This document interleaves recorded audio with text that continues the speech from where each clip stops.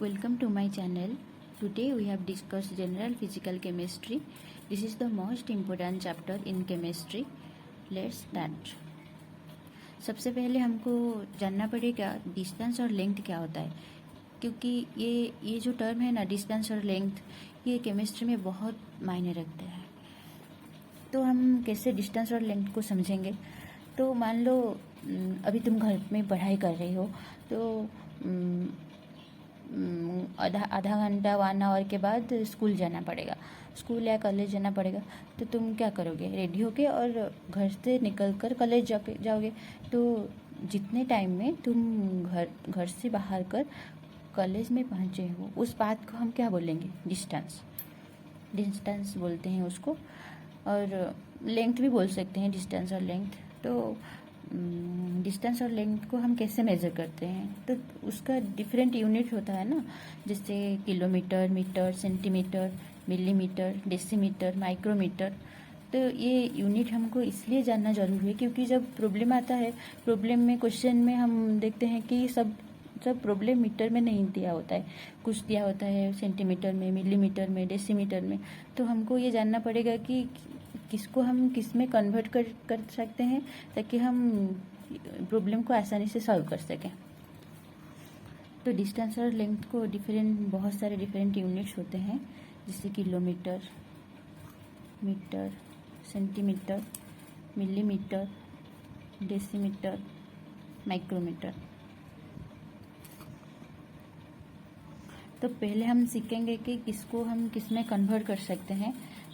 मान लो कि 1 किलोमीटर कितना मीटर होता है, वैसे ही उसके पहले हमको और भी यूनिट्स जानना जरूरी है, जैसे पिको, नानो, माइक्रो, मिली, सेंटी, डेसी। तो पिको क्या होता है? 10⁻⁻12, नानो 10⁻⁻9, माइक्रो 10⁻⁻6, मिली 10⁻⁻3, सेंटी 10⁻⁻2, डेसी 10⁻⁻1। देखो, पिको, नानो, माइक्रो, मिली, सेंटी, डेसी, 1 2 3, 3 के बाद 3 ऐड करो 6, 3 ऐड करो 9, 9 में 3 ऐड करो 12। तो हम इसको सबका स्टार्टिंग लेटर यहाँ पे लिख देते हैं, MMCD। ठीक है, PNMMCD 12 9 6 3 2 1। इसको आसानी से याद रखने के लिए हम ऐसे इसको याद रख सकते हैं, PNMMCD, उसके बाद 1 2 3 6 9 12। उसके बाद किलो के, मेगा, M, गीगा। किलो को टर्म में 10⁻3, मेगा को 10⁻6 3, और गीगा को 10⁻9। तो किलो अगर 10⁻3 हुआ तो 1 किमी को हम अगर मीटर में कन्वर्ट करेंगे तो क्या होगा? 10⁻3 मीटर। 1 मेगा, तो 1 किलोमीटर को 10⁻3 मीटर में कन्वर्ट कर सकते हैं। तो मेगा और गीगा को हम हर्ज में काउंट करते हैं, तो 1 मेगा हर्ज, तो क्या होगा? 10⁻6 हर्ज। 1 गीगा हर्ज 10⁻, गीगा को क्या 10⁻9, तो गीगा के जगह में हम 10⁻9 पुट कर सकते हैं, 10⁻9 हर्ज। तो हमको ये सारा यूनिट याद रखना है, ताकि हम जो भी क्वेश्चन है हम आराम से उसको सॉल्व कर सकें। ठीक है, उसके बाद हम इसको कैसे में याद रखेंगे, कौन सा बड़ा है कौन सा छोटा है?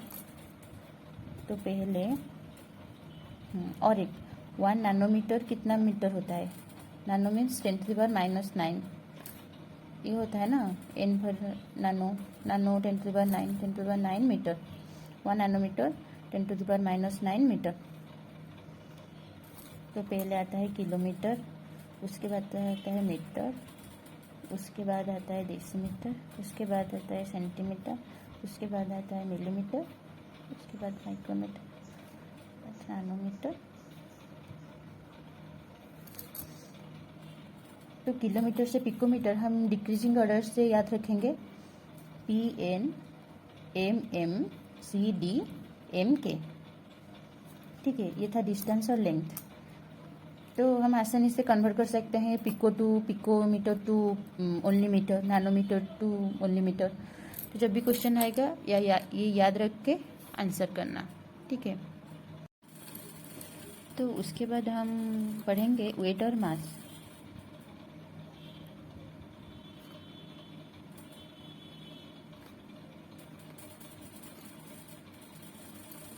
जिस तरह हम डिस्टेंस को लिखे थे किलोमीटर, मीटर, सेंटीमीटर में, वेट और मास को हम कैसे काउंट करेंगे?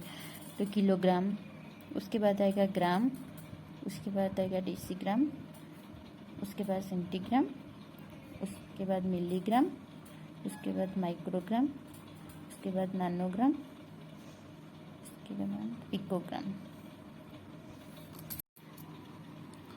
जिस तरह हम डिस्टेंस और लेंथ को लिखे हैं किलोमीटर, मीटर में, उसी तरह हम वेट और मास को लिख सकते हैं किलोग्राम से लेकर पिकोग्राम तक। ये किलोग्राम से लेकर पिकोग्राम तक है, डिक्रीजिंग ऑर्डर में पूरा लिखा है। किलोग्राम, उसके बाद ग्राम, उसके बाद decigram, centigram, milligram, microgram, nanogram, picogram. उसके बाद हम जनरल फिजिकल केमिस्ट्री में पढ़ेंगे mole concept. Mole concept is used to count particles. What are particles? Particles means atoms, molecule, ions and electrons. Particles में एटम्स हो सकता है, मॉलिक्यूल हो सकती है, आयन्स हो सकते हैं एंड इलेक्ट्रॉन्स हो सकती है। तो मोल कॉन्सेप्ट में पहले हम जानेंगे मोल क्या होता है। तो mole concept is use to count particles.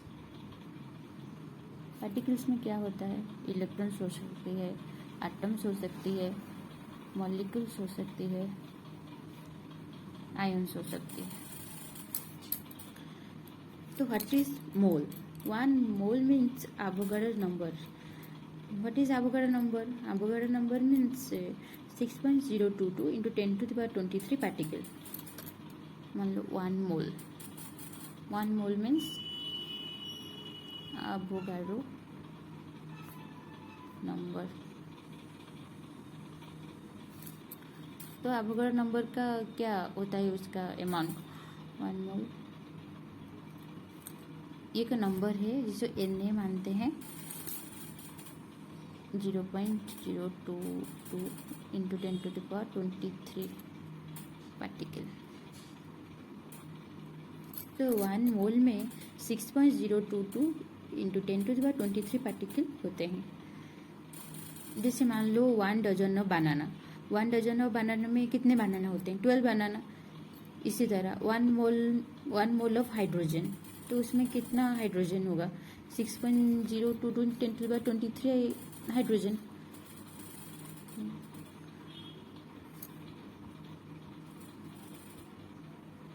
One dozen of banana, कितने बनाना होते हैं? 12 बनाना।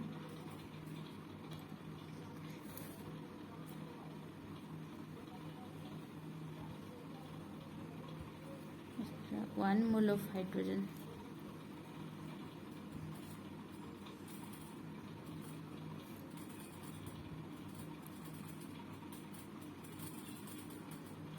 कितने होंगे? 0.622 into 10⁻23 हाइड्रोजन।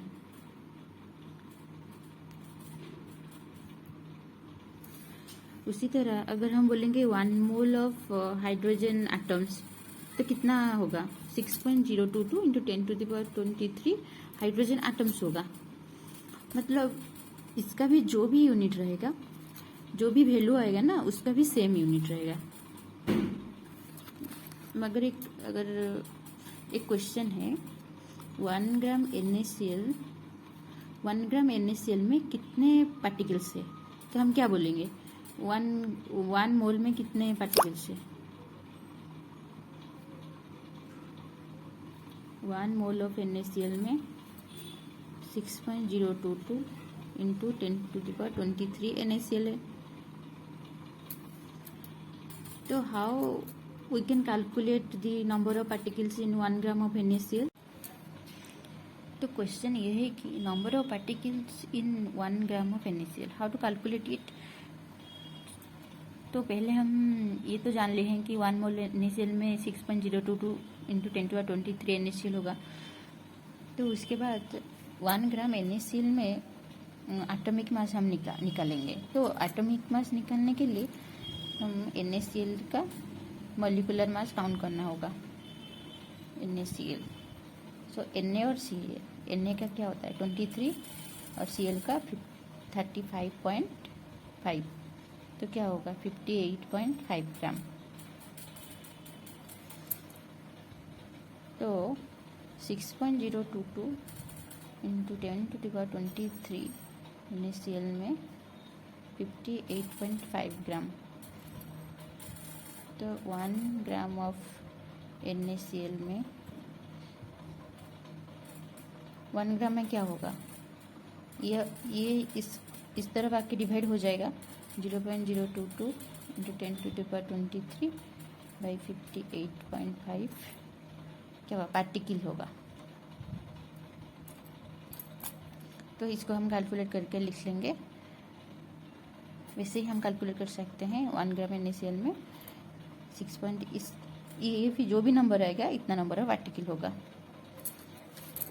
इस तरह और एक क्वेश्चन है, 1 molecule of CO2, calculate its mass।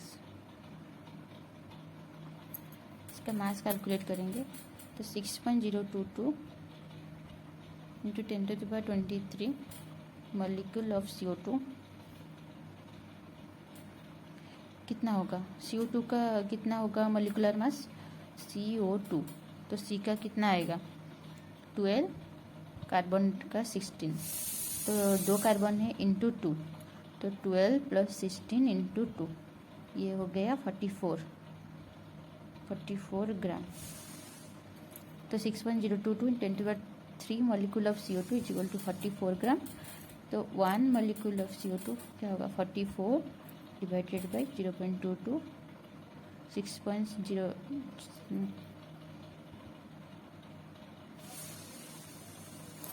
इसकी पहले करते हैं।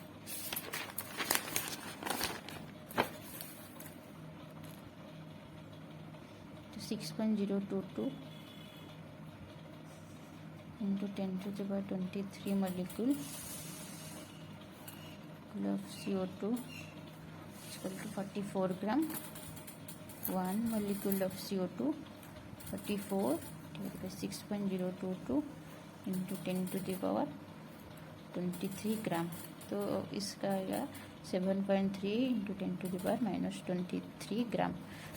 तो हमको कैलकुलेट करना था 1 molecule of CO2 में कितना मास होता है। कैलकुलेट इट्स मास, तो 7.3 इंटू 10⁻23 ग्राम मास होता है।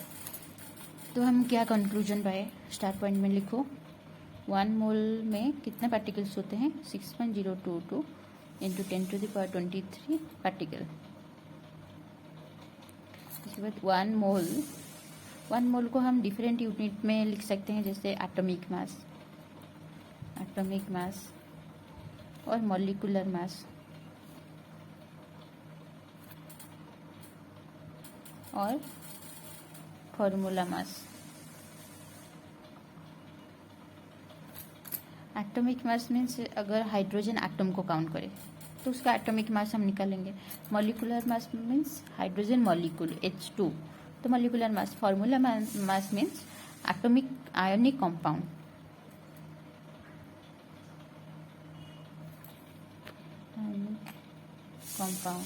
इस तरह NaCl।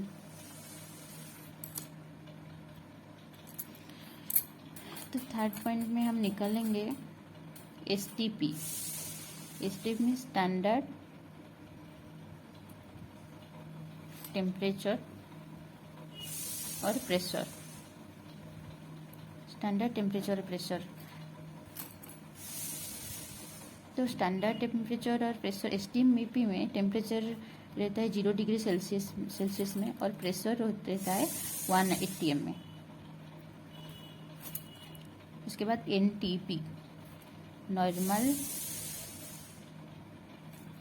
Temperature pressure. NTP पे टेम्परेचर रहता है 25 डिग्री सेल्सियस और प्रेशर रहती है 1 ATM।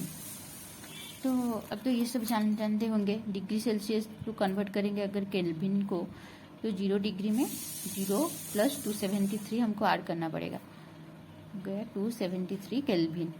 तो 0 डिग्री सेल्सियस में हम क्या लिख सकते हैं 273 केल्विन, और 25 डिग्री सेल्सियस को हम अगर केल्विन में कन्वर्ट करेंगे तो क्या होगा 25 + 273, तो क्या होगा 298 केल्विन।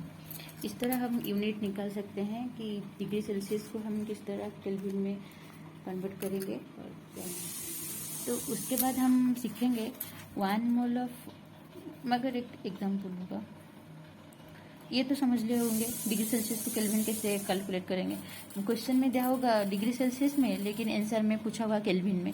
उसके बाद हम क्या करेंगे, डिग्री सेल्सियस को केल्विन में कन्वर्ट करेंगे। कैसे कन्वर्ट करेंगे 273 ऐड करके, सिंपल।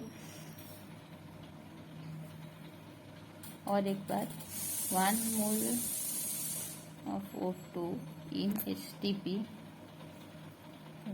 22.4 litre = 6.022 × 10⁻23 particle. तो 1 मोल ऑफ ऑक्सीजन मॉलिक्यूल को अगर हम 1 मोल लेंगे तो वो किसके समान होगा 22.4 लीटर में, अगर हम वॉल्यूम कैलकुलेट करेंगे तो।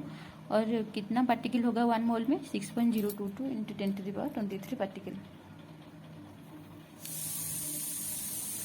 और एक क्वेश्चन करेंगे,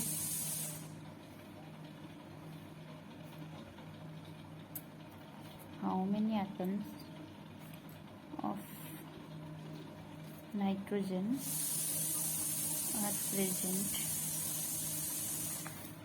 in 22.4 liter of N2 cylinders at STP। तो 22.4 लीटर ऑफ N2 में आंसर हुआ कितने मॉलिक्यूल है 6 तो क्वेश्चन में दिया हुआ है कि कितने नंबर ऑफ एटम्स नाइट्रोजन में होंगे।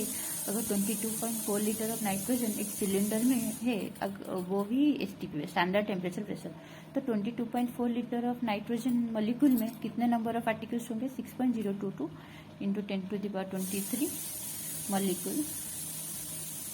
Molecule of nitrogen. तो देखो नाइट्रोजन में क्या है, N2 मॉलिक्यूल में 2 नंबर ऑफ नाइट्रोजन एटम्स है, तो हमको एटम्स निकालना है। ये तो मॉलिक्यूल में है, तो एटम्स के लिए हम नाइट्रोजन को नाइट्रोजन लिख सकते हैं। तो 2 नंबर ऑफ नाइट्रोजन है, इसलिए हम 2 × इतना number of molecules 6.022 × 10⁻23 molecule of N2।